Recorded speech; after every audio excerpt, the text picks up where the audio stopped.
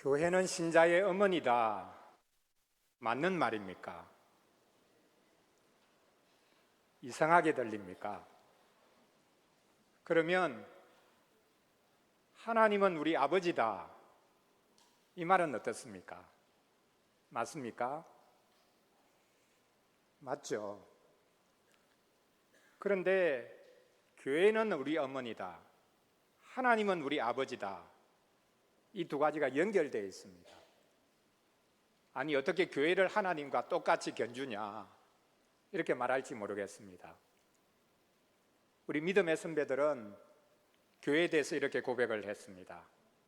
교회를 어머니로 모시지 않는 사람은 하나님을 아버지로 모실 수 없다.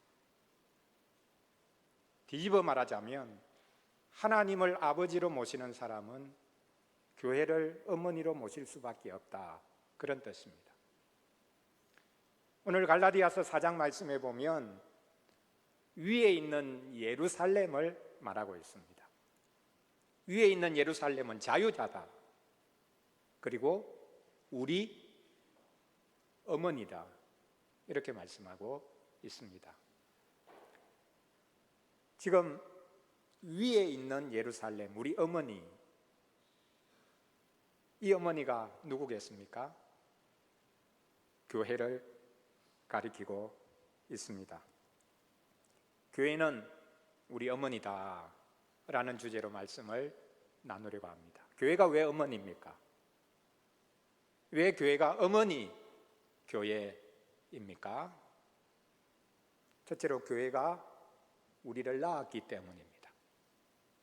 둘째로 교회에서 우리가 자랍니다. 셋째로 교회가 마지막 날까지 우리를 보호합니다. 우리를 낳은 교회, 그 품에서 자라는 교회, 끝까지 우리를 보호해주는 교회. 그래서 우리 믿음의 선배들은 교회를 어머니라, 어머니 교회라.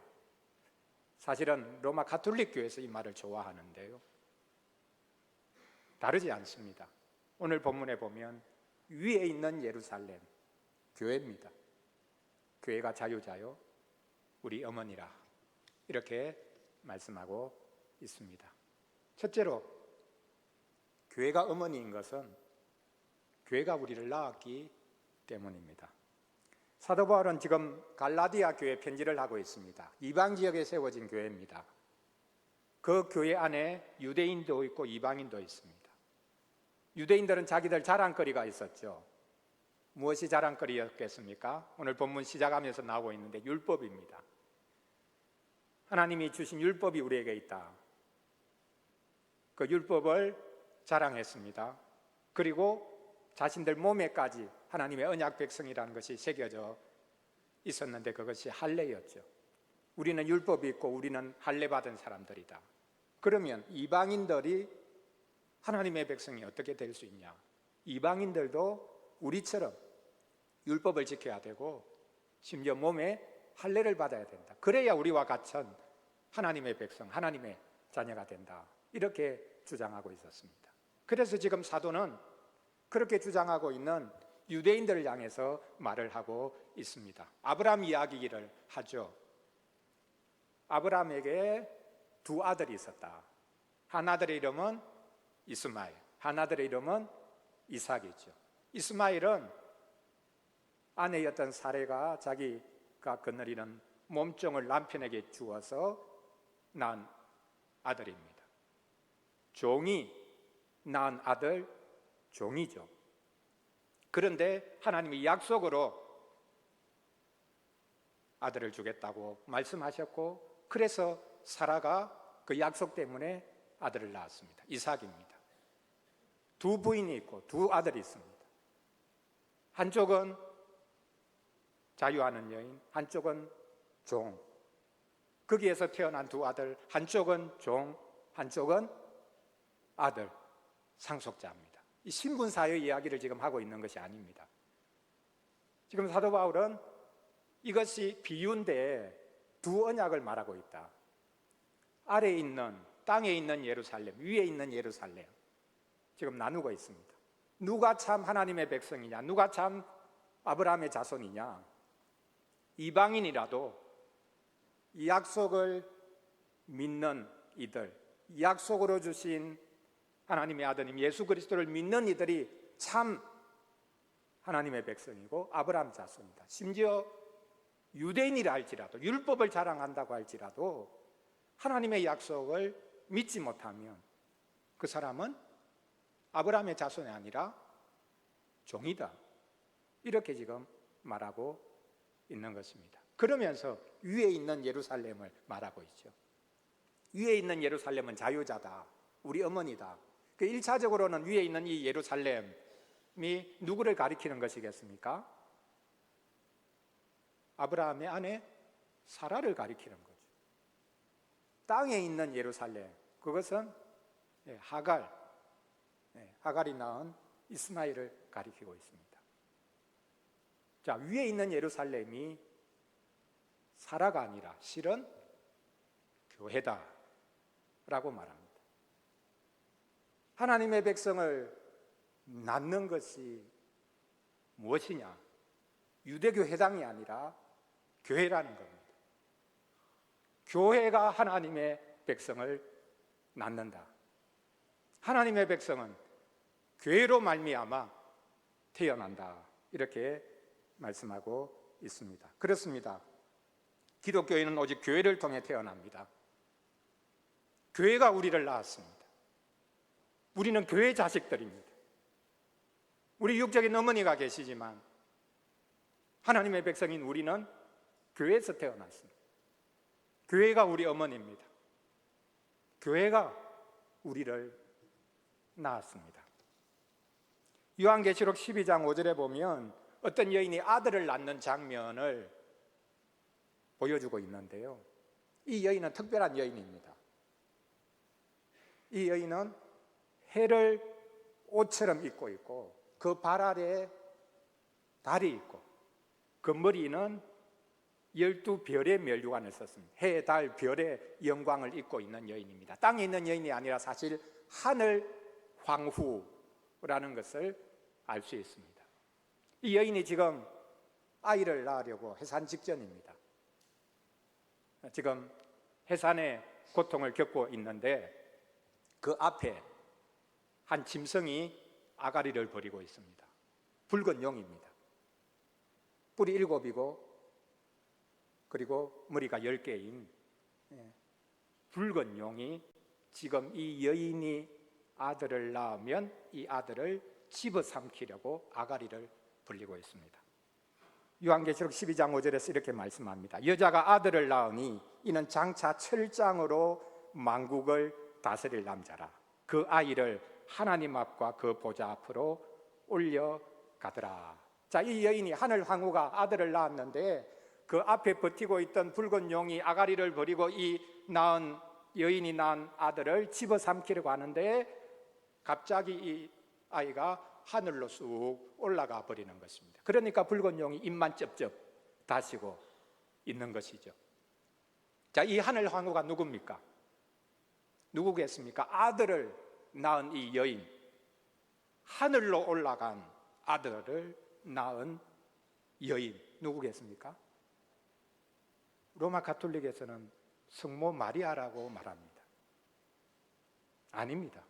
육신적으로 예수 그리스도를 낳은 분이 성모 마리아이지만 이 하늘 황후 낳은 아들, 철장으로 만국을 다스릴 이 남자, 하나님께서 하늘로 불러 올리신 그 아들, 그 아들을 낳은 이 하늘 황후가 누구냐?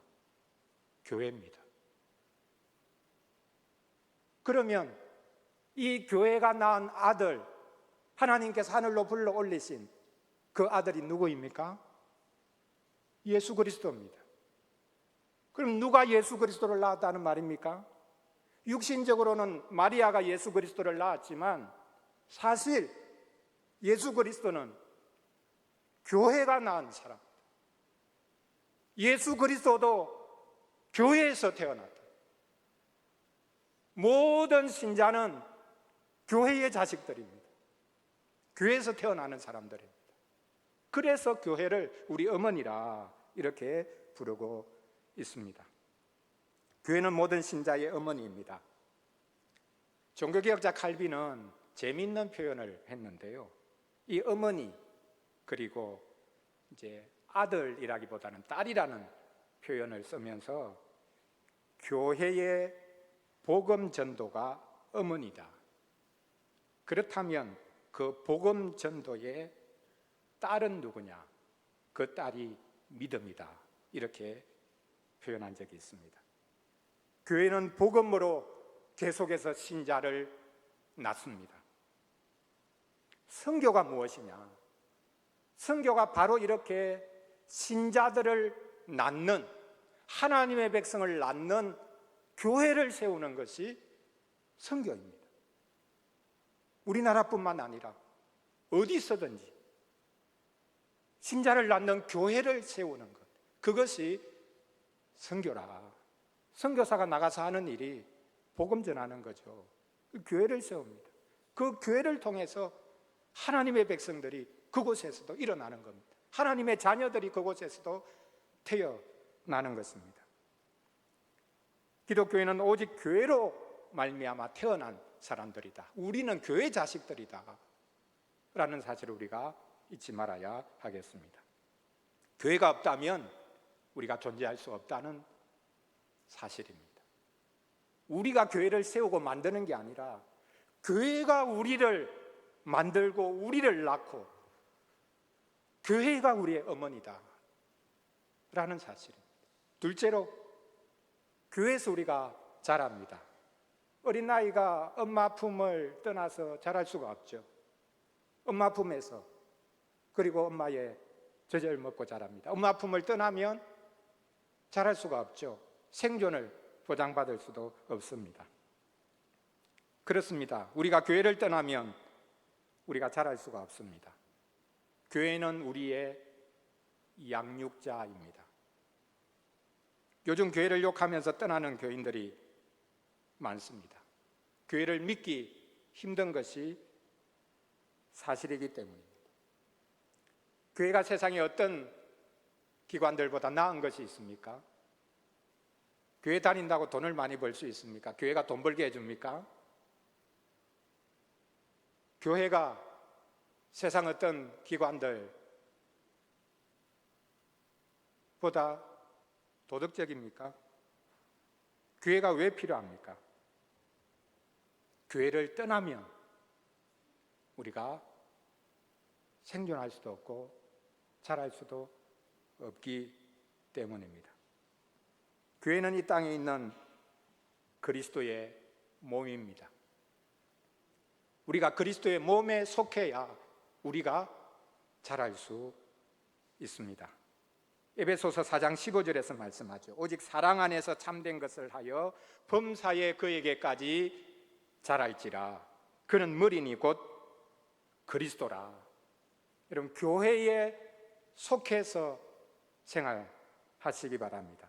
그러지 않고서는 우리가 자랄 수가 없습니다. 교회가 아무리 약해도 교회가 우리를 돕습니다. 여러분, 우리가 착각하면 안 됩니다. 우리 교회가 약하니까 우리가 좀 교회를 좀 돕자. 아닙니다.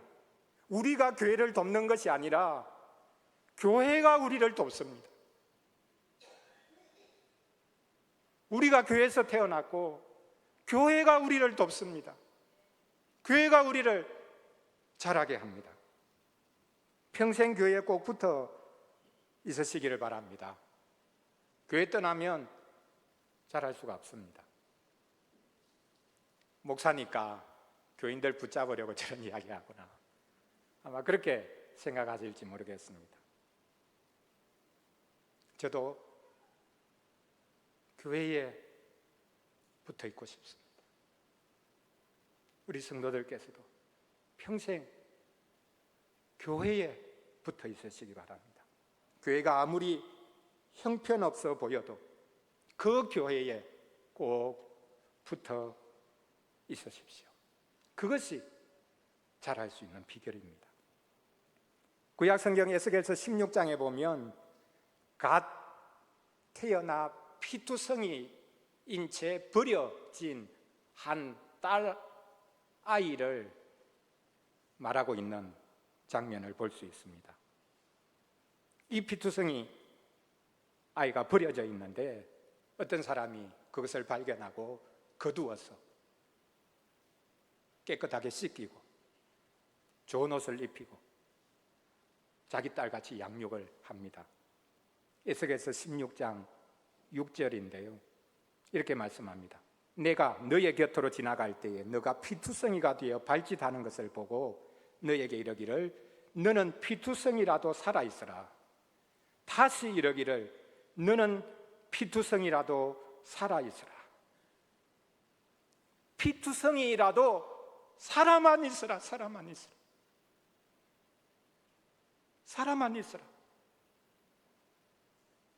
그럼 저 사람이 어떻게 살고 있나? 그런 고통을 겪는 사람들이 있지 않습니까? 어떻게 저렇게 살지? 저 사람 어떻게 죽지 않고 살고 있지? 너무너무 고통스럽고 너무너무 힘든 삶이기에 죽어도 괜찮다 싶은 그런 삶을 사는 사람들 있지 않습니까? 하나님께서 말씀하십니다. 피투성이라도 너 살아만 있어라. 끝까지 버티라, 견디라, 그렇게 말씀하는 게 아닙니다. 내가 살려준다. 내가 너를 키워줄게. 내가 너를 양육해줄게. 내가 거두어서 너를 키우고 양육해줄게. 이 피투성이가 된 채 버려진 이 아이가 사실 누굽니까? 이스라엘 백성 구약 교회를 말하고 있습니다. 하나님께서 사랑하는 아들 예수 그리스도를 통해 우리를 살려주십니다. 아드님은 십자가에 못 박으시고 죽이시고 대신 우리를 살려주십니다. 하나님의 자녀가 되게 해 주셨습니다. 교회에서 그리스도와 함께 죽고 사는 세례를 통해 우리는 태어나고 살아났습니다. 교회에서 성찬을 베풀어 주심으로 우리가 그리스도를 먹고 마시며 살게 해 주십니다. 우리는 교회에서 태어났을 뿐만 아니라 교회에서 자랍니다. 교회가 우리 어머니입니다. 교회가 우리를 양육하는 어머니 품입니다. 교회 품을 떠나면 우리가 결코 자랄 수 없다라는 사실을 우리가 명심해야 하겠습니다. 셋째로, 우리가 교회에서 태어났고 교회에서 우리가 자라고 양육을 받고 마지막까지 교회가 우리를 보호합니다. 여러분의 후원자는 누구입니까? 초대교회가 세워지던 이때 당시는 로마가 이 지중해 지역을 다 지배하고 장악하던 사회였죠. 로마 사회를 한마디로 표현하면 후원사회라고 말할 수 있습니다. 돈이 많은 사람, 귀족들이 가난하고 어려움을 겪는 이들에게 후원을 해줍니다. 그럼 그 후원으로 이제 살아가는 거죠. 자, 후원자가 있고 후원을 받는 사람이 있습니다. 그러면 후원자가 왜 계속 후원을 해주겠습니까? 이 사람들이 자기의 든든한 정치적인 힘이 되기 때문입니다. 숫자가 힘이 되지 않습니까? 그래서 후원자가 있고 후원을 받는 사람이 있고 그렇게 해서 서로 물려서 그 사회가 돌아갔거든요. 우리의 후원자가 누구냐? 마지막까지 우리를 돕는 이가 누구냐? 교회입니다. 우리는 교회에서 태어났고 교회에서 자랄 뿐만 아니라 교회가 우리를 보호합니다. 우리가 여기서도 착각하면 안 됩니다. 내가 교회를 좀 보호해 주자. 아닙니다. 정반대입니다. 교회가, 우리가 교회를 보호하는 것이 아니라 교회가 우리를 이 땅에서 보호하고 고난이 많고 유혹이 많은 이 땅 가운데서 우리를 보호하고 지켜냅니다. 우리는 교회에서 구원의 날까지 인치심을 받았습니다. 성령님이 교회에 계셔서 우리에게 도장을 찍어주십니다. 구원을 확실하게 도장 찍듯이 찍어주는 분, 성령께서 교회에 계시기 때문에 우리가 마지막 날까지 보호를 받는 것입니다. 에베소서 4장 30절에서 말씀합니다. 하나님의 성령을 근심하게 하지 말라. 그 안에서 너희가 구원의 날까지 인치심을 받았느니라. 마지막 날까지 우리를 보호해 주는 것이 교회라는 말입니다. 어머니가 늙으시면, 연로해지시면 자녀를 보호해 줄 수 없는데 교회도 그럴 수밖에 없지 않냐? 아닙니다. 그리스도께서, 성령께서 교회 안에 계시기 때문에 우리는 마지막 날까지 보호받으며 살아갈 수 있는 것입니다. 구약 성경 룻기를 보면 이제 모압 여인 룻에 대한 이야기가 나옵니다. 엘리멜렉이라는 사람이 베들레헴에서 살고 있다가 기근이 들어서 이 엘리멜렉이 자기 가족을 거느리고 이제 떠나죠. 모압 땅으로 갑니다. 여러분, 이사를 생각할 수 있는데 이것은 단순한 이사가 아닙니다. 교회를 떠난 것을 말하고 있습니다. 세상 성공을 위해서 교회를 떠난 겁니다. 그 모압 땅에 가서 살기 시작하는데 먹을 것은 풍성했는지 모르겠습니다. 그러나 그곳에서 살기 시작하면서 두 아들이 모압 여인을 아내로 삼죠. 그런데 엘리멜렉이 죽고 두 아들도 죽습니다. 세 여자만 남았습니다. 시어머니 그리고 며느리 둘 남았습니다. 이제 나오미가 베들레헴으로 돌아가려고 하죠. 너희들은 여기 그대로 살아라. 그런데 룻이, 며느리 룻이 어머니 따라가겠다고 하죠. 뭐라고 말하느냐 하면 시어머니의 하나님이 제 하나님이 될 겁니다. 그렇게 하면서 아무것도 없는, 어떤 미래도 보장받을 수 없는 그 땅으로 돌아갑니다. 돌아왔습니다. 먹을 게 없습니다. 마침 보리를 추수하는 때인데 나가서 이삭을 주울 수밖에 없는데 그 밭의 주인인 보아스라는 사람이 이 룻을 알게 되고 그에게 하는 말이 있습니다. 그것이 룻기 2장 12절 말씀인데요. 여호와께서 내가 행한 일에 보답하기를 원하며 이스라엘의 하나님 여호와께서 그의 날개 아래 보호를 받으러 온 내게 온전한 상 주시기를 원하노라. 이 룻이 이스라엘로 시어머니 땅인 베들레헴으로 온 것이 무엇이냐? 하나님의 날개 아래 보호를 받으러 왔다. 이렇게 말하고 있습니다. 교회의 품에 안기는 것이 바로 하나님의 날개 아래 보호를 받으러 오는 것입니다. 우리는 교회의 품에서 마지막 날까지 보호를 받을 것입니다. 교회를 떠나지 않으면 교회가 여러분을 보호해 줄 것입니다. 모든 고난과 고통 가운데서 보호해 주실 것입니다. 그렇기 때문에 교회를 믿고 교회에 여러분을 맡기시기 바랍니다. 교회에 맡긴다는 게 뭘 말하겠습니까? 교회 나를 맡긴다. 기도를 부탁하는 것, 그것이 교회 나를 맡기는 가장 구체적인 모습 중에 하나죠. 내가 이런 어려움이 있습니다. 이런 연약함이 있습니다. 좀 기도해 주십시오. 그게 교회에 나를 맡기는 것이. 나는 그렇게 못해. 내가 기도 부탁을 했더니 보니까 교인들이 기도해 준다고 해놓고는 나중에 내 이야기하고 다니더라. 네가 뭐 때문에 내 기도 부탁을 해? 내 문제는 내가 결국 해결할 수밖에 없겠구나. 이렇게 생각하기도 하죠. 교회가 우리를 보호하기 때문에, 우리를 지켜주기 때문에 교회에 나 자신을 맡기면서 기도 부탁도 하고 교회의 도움으로 우리가 이 땅을 살아가는 것입니다. 그것이 어머니 교회에 속한 우리의 모습이어야 할 것입니다. 사랑하는 성도 여러분, 나는 교회를 믿는다, 그렇게 우리가 사도신경을 예배 때마다 고백하지만 그 실제적인 의미가 무엇인지 우리가 생각해 보아야 합니다. 교회를 믿는다, 그 말의 의미가 무엇이겠습니까?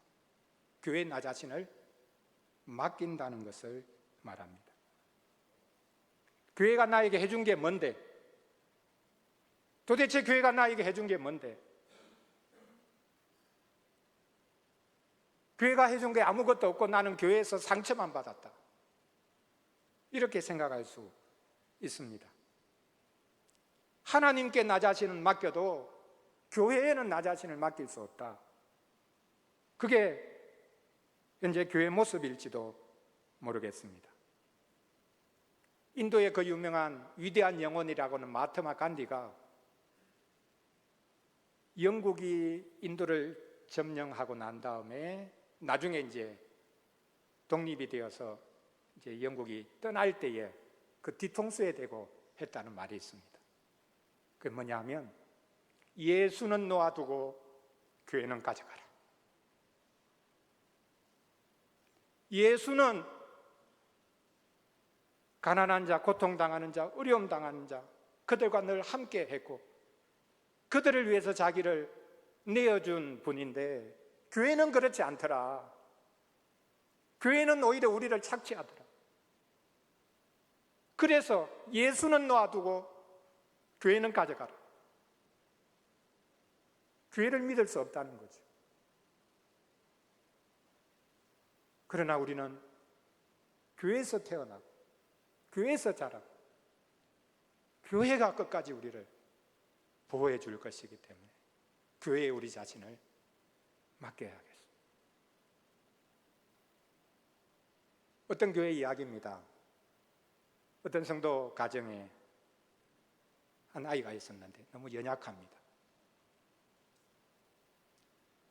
그래서 말했습니다. 교회가 키워줄게.